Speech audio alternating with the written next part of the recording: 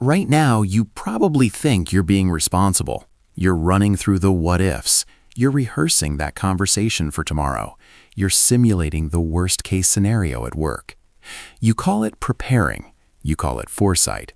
But let's be honest, how many times has that 3 a.m. mental marathon actually solved the problem? Worry has a way of pretending it's helping you. It disguises itself as care. But underneath that mask, worry is just fear trying to stay busy. It's a faulty survival instinct that's convinced you that if you suffer enough in advance, the actual blow won't hurt as much.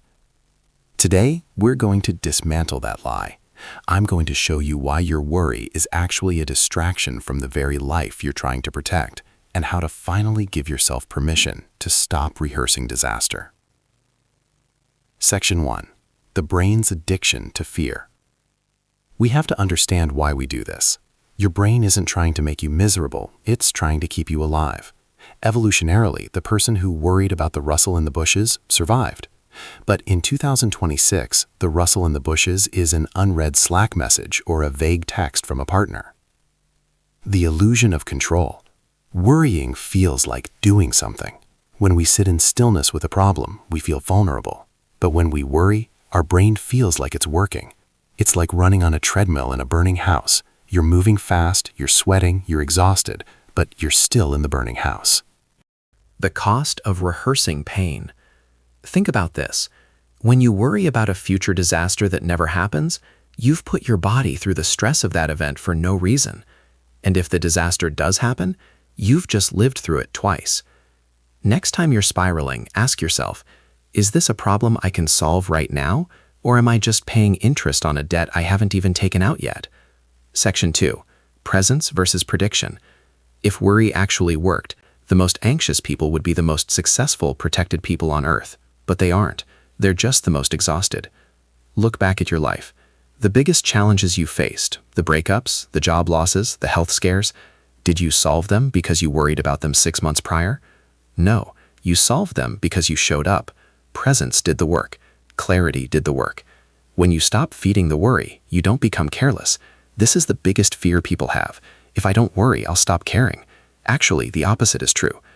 When you stop scattering your energy across 1,000 imaginary futures, you become sharp. You become a person who responds to reality instead of reacting to a ghost.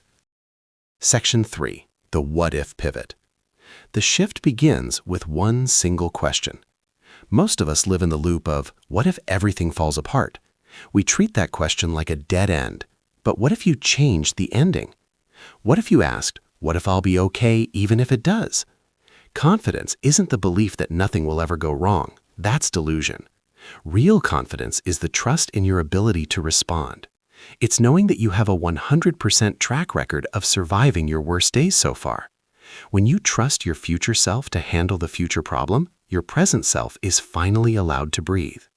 When you trust your future self to handle the future problem, your present self is finally allowed to breathe. Section 4. The quiet superpower, the end game. There is a quiet superpower most people never develop, the ability to let things be unresolved. We worry because we crave closure. We want the answer now. But life doesn't work in scripts. It works in layers. The shift in energy. When you stop worrying, people notice. Your tone changes. Your posture opens up. You move slower, but with more precision. You stop broadcasting anxiety and start broadcasting strength. You realize that most of the problems you have aren't actually problems. They're just stories. An unread message is just an unread message. A quiet room is just a quiet room. A mistake is just data. You stop adding weight where it doesn't belong. Permission to live. Worry wants you to believe that peace comes after certainty. It tells you once the bank account is full, once the relationship is stable, once the boss says good job, then you can rest.